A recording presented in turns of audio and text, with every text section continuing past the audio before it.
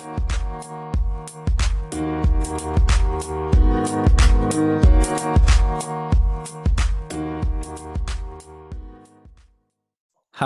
my name is Kunal, and welcome to the Geeks of the Valley podcast, which connects with some of the brightest minds globally who are leading their respective industries today to discuss the hottest upcoming industry trends and how their work is affecting the global economy.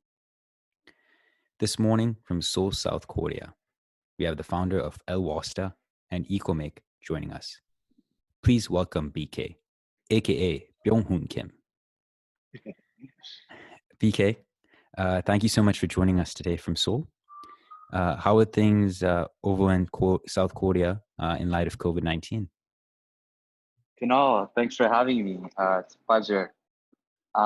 Things are pretty well with coronavirus in Korea compared to other countries. We've never had a total lockdown, so I've been going to work. Most people I know have been going to work. We might see a second wave coming very soon, but at the moment, most things are back open. So my life has been pretty normal. I'm just sitting at a cafe currently drinking Nine Spanner. So yeah, I'm doing pretty well. How are you? I'm very well, BK. Thank you for asking. I mean, our country's not as open as yours yet, but we are in the process of getting there. Let's jump into the first question, shall we? Yeah. Tell us about yourself and your background and what led you to being an entrepreneur today. Yeah, for sure. So I was born in Korea. I lived here until I was 12 years old and moved to America, to Ann Arbor, Michigan. And then I went to Purdue University for college. And for a long time, as an immigrant, I've had a passion to understand communities and cultures all around the world. And I think I had empathy for people who lived in areas around the world that didn't have the same opportunities as those in the US, maybe in Silicon Valley or New York or places like that. But it wasn't until college where I understood the value of entrepreneurship. And it wasn't until then where I um, tied the concept of entrepreneurship and social entrepreneurship to the empathy I had on the people around the world. So in high school, I've always wanted to do things to empower people in underdeveloped parts of the world. And in college, when I became part of Purdue's entrepreneurship community, I understood that the endeavors and passions of hustlers and entrepreneurs build the foundation of economic change, economic prosperity, and also social change. So that's when I really decided that I wanted to use social entrepreneurship to help those in underdeveloped parts of the world, which is one of the reasons why I started Elwasta, which is a nonprofit to empower entrepreneurs in developed and in developing and third world countries. And I created an infrastructure to connect entrepreneurs in third world countries to students as consultants in classroom settings, which builds a mutual relationship where entrepreneurs gain consulting advice for free, and students are learning about entrepreneurship in different cultures and also a consulting experience as well. And now I'm in Korea for 2 years. Actually, this is part of my military service, but I actually got very lucky to gain this opportunity to work at an aerospace company at a desk job. So I have a lot of time to get involved with entrepreneurship ecosystems and communities in Seoul. So I just joined a really amazing community called Seoul Startups, which is the largest international entrepreneurship community in Seoul. So I'm officially part of them and uh, creating opportunities for entrepreneurs in Seoul to start companies. That was a long answer to your question, but hopefully this helps. No worries, BK, and no, thank you for that. I think from what you've told me in the past, right? You've been involved in the startup weekend, right, in Seoul, as well as this new initiative. What are some of the trends that you're kind of seeing in Seoul, specifically in South Korea? Yeah, so for a very long time, South Korea has, uh, not uh, have a community or any sort of uh, desire or the the Korean people to start companies because we didn't have the culture of taking on big risks. So everyone in Korea for a long time has wanted to work at big companies like Samsung, Hyundai, LG, these tech and automotive companies. So it wasn't until recently that this new wave of startup culture has entered the the country. So there is a lot of new innovation that's starting in Seoul, largely in technology, because we have such a good infrastructure that companies like Samsung and LG has built. So we that's the one big advantage that Seoul has. That's the talent and the technology. Could support all these new innovations that's entering to the economy. So we have a lot of blockchain startups that are starting in Seoul. We have a lot of fintech companies that are starting. We have a lot of actually in e-commerce. I think we're one of the largest. I think fifth or sixth largest e-commerce in the world.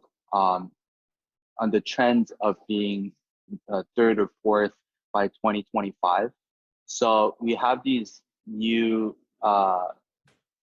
support that's coming from all different sides of the country. Like the government has been focusing on small businesses and startups, and even big companies have been supporting startups through like places like Hyundai Ventures, Samsung Ventures, and things like that.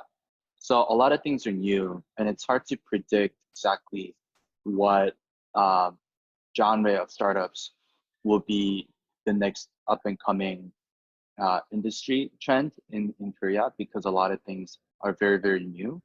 But what I can say for sure is that there is a lot of support coming from um, these organizations that I've mentioned before, and also the culture is changing, and that people are more inclined to work at startups, to start companies, and to do something unconventional in a very traditional country. BK, thank you for that insight. What are some of the things you see in regards to your future vision for entrepreneurship long term?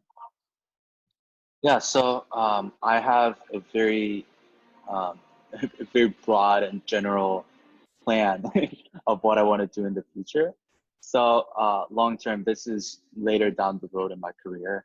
But what I want to do is to help decentralize opportunities that are very almost oversaturated in places like Silicon Valley, Boston, New York, to places that haven't really been impacted by entrepreneurship. So when you look at entrepreneurship communities around the world, you see that uh, very clearly that some cities around the world have a lot more resources to start companies, not just financial resources, but in human resources, in the cultural resources, and that you have more talent, and the support they get from different sorts of organizations. Um, and you see this very unbalanced uh, system in this world. And I firmly believe that the entrepreneurs, not everyone is called to be an entrepreneur, but entrepreneur can come from anywhere. And because we have a very unbalanced distribution of resources, uh, we have there's such a big waste to not use the potential resources in different parts of the world. So what I want to do is to help uh, distribute these resources that are very prevalent in some places around the world to be channeled into ecosystems that could really use entrepreneurship opportunities. So I don't know exactly how that would look like. I'm not looking to start like a charity of any sort, and I'm not starting. I'm not focused on uh, taking away resources. I want to create a system where everyone can benefit, where investors in Silicon Valley see the value of investing in the future of a small village in Africa. In order to do that, I have to be very knowledgeable in how startup communities function, how venture capital ties to startup ecosystems, and how uh, cultural and political uh, background and infrastructures affect the outcomes of entrepreneurship. So that's one of the reasons why I love traveling to different startup ecosystems to learn about the advantages and disadvantages of certain companies at certain locations. And it's one of the reasons why I'm actively involved with solid startup communities, and why I have been involved with my university to produce entrepreneurship communities as well. BK, I can't agree more. I think it's truly important in order for you to understand how to implement infrastructure in a third world country. It's important for you to kind of get that overall experience in that field that you're trying to perfect. Tell us about how the the startup communities in the US compared to Korea, compared to Germany, kind of differ. Yeah, sure. Um,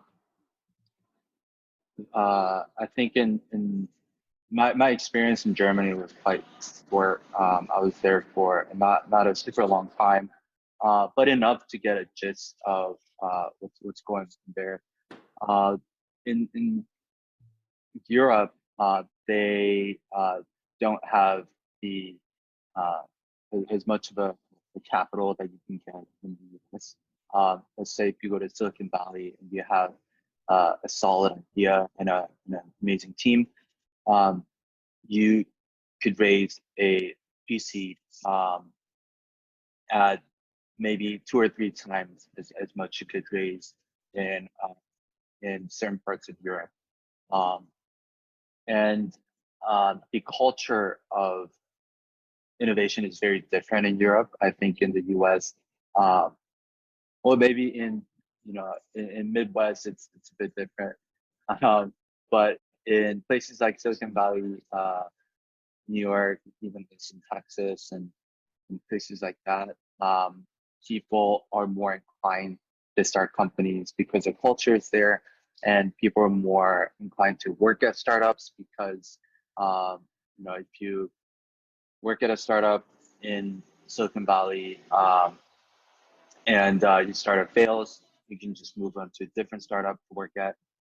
But in South Korea and in Europe, it's harder to do that because one, there's just not enough startups for you to do that, and also the culture of taking on a risk for your career is not as prevalent. That said, I think there are some unique opportunities in Europe, especially in the fields of social entrepreneurship. There's a lot of government support from the EU and from a lot of different organizations, not just charities, but also ventures that support like B Corp companies and social enterprises that are still for-profit companies that make a social impact. Um, I've seen a lot of companies that are very focused on social impact in Europe, more so than what I've seen in the US. Um, so, and I think in Europe, there's startup communities tend to be more closely connected. So Valencia, for example, is, in my opinion, not uh, it's not a place where you can start the next uh, Facebook, or I should say, it's not a place that could uh, embrace and uh, and be the center of innovation for the next Facebook.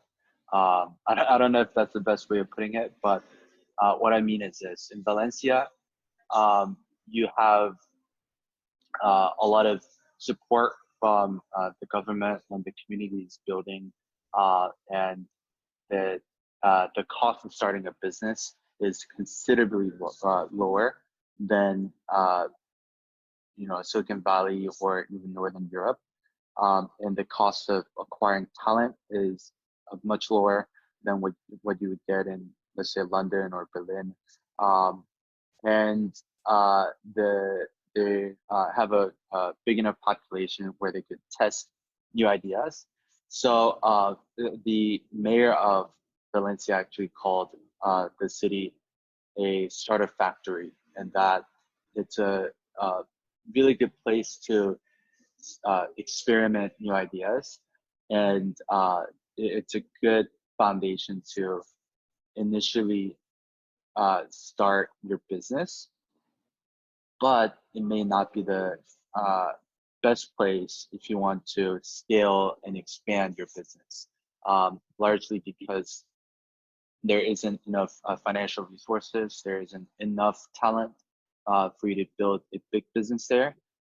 But it's connected to a lot of different ecosystems like Berlin, Copenhagen, like London, uh, for you to uh, move to once you've experimented your ideas and once you've built a solid basis for your business.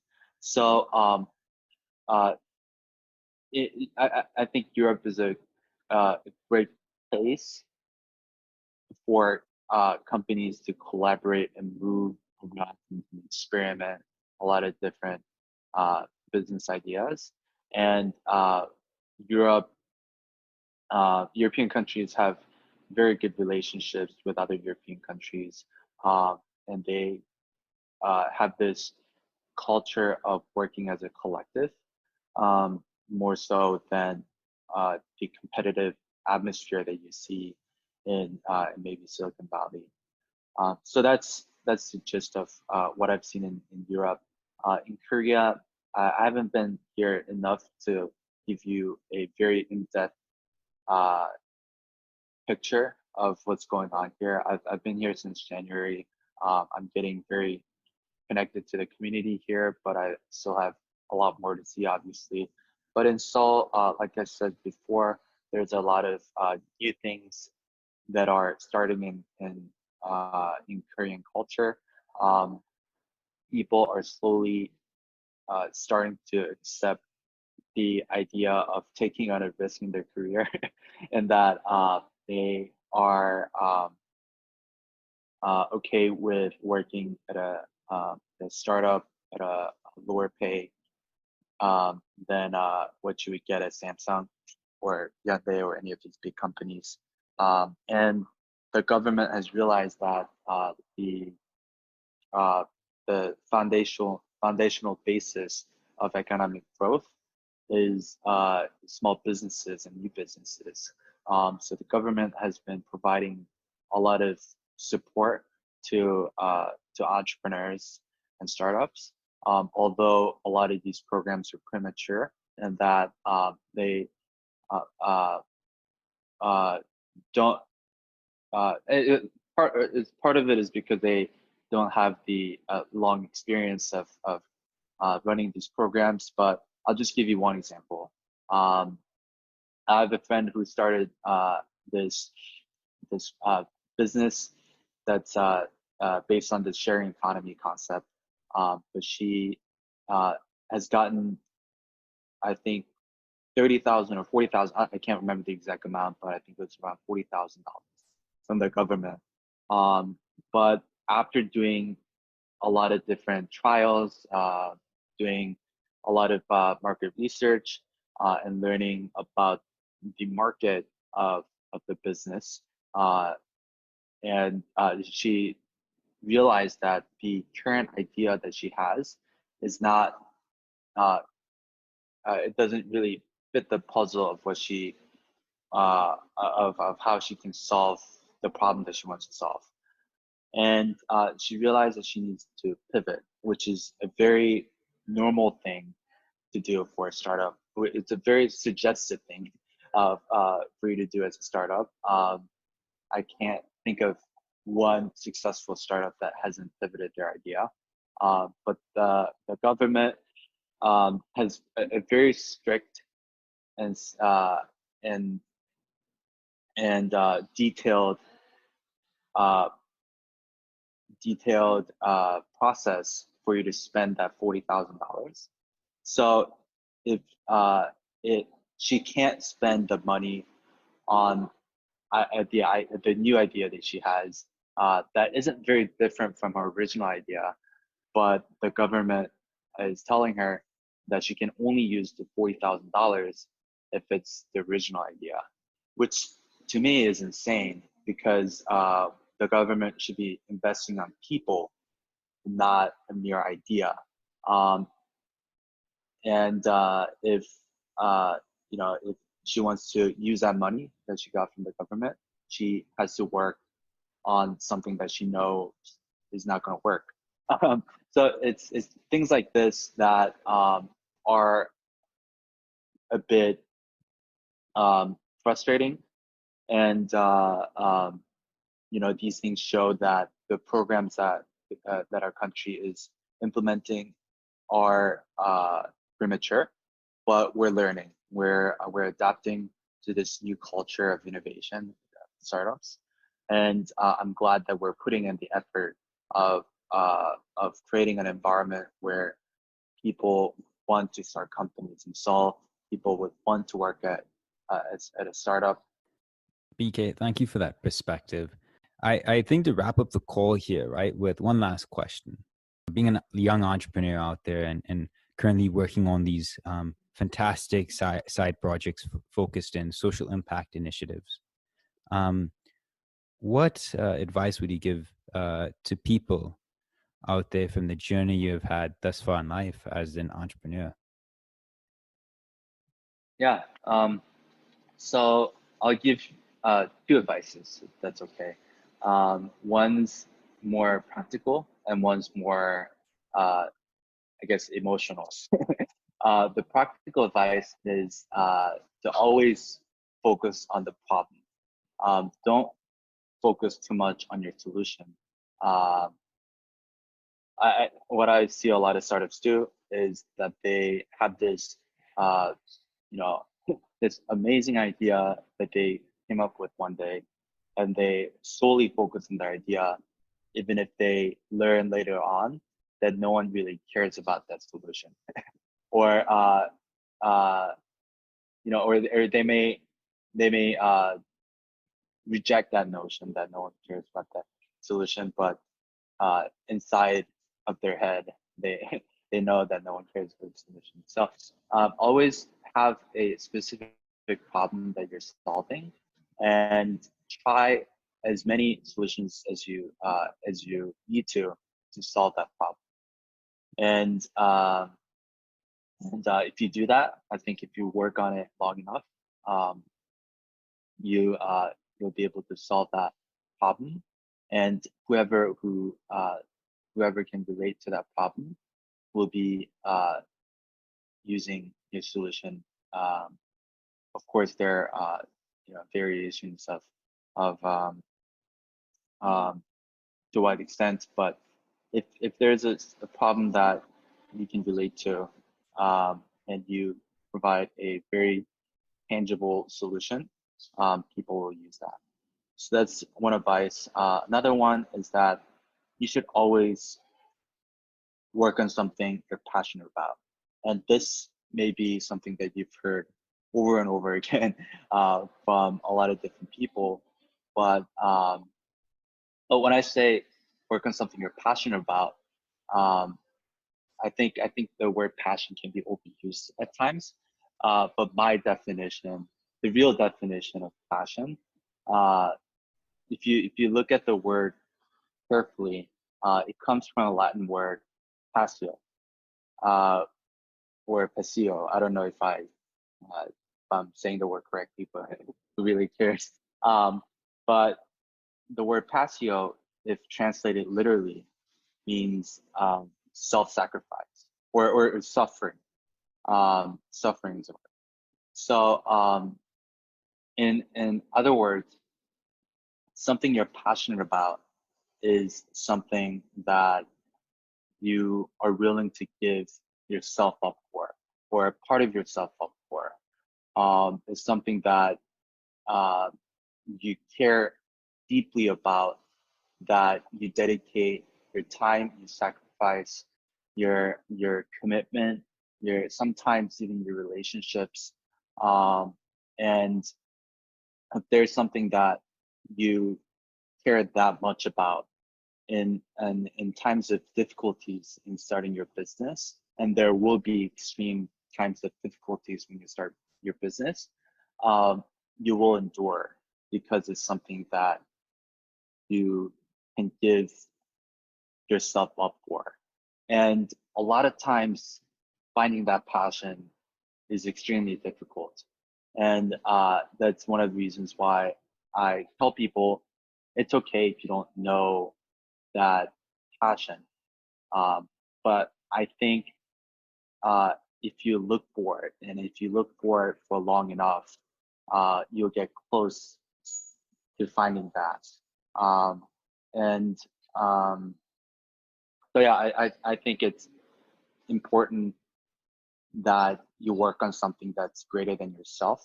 Um, and if you don't know what that is, just keep searching. BK, for the listeners out there that are interested in getting in touch with you, what would be the best point of contact? Yeah, you can email me. My email is bhun.kim98@gmail.com. bhun.kim98@gmail.com. Um, I'll be happy to jump in a call with anyone who's interested in talking with me. Or you can find me on LinkedIn. My full name should be on in your podcast description. It was a pleasure having you on Geeks of the Valley today, and thank you so much for joining us. Yeah, thank you for having me. It was a lot of fun.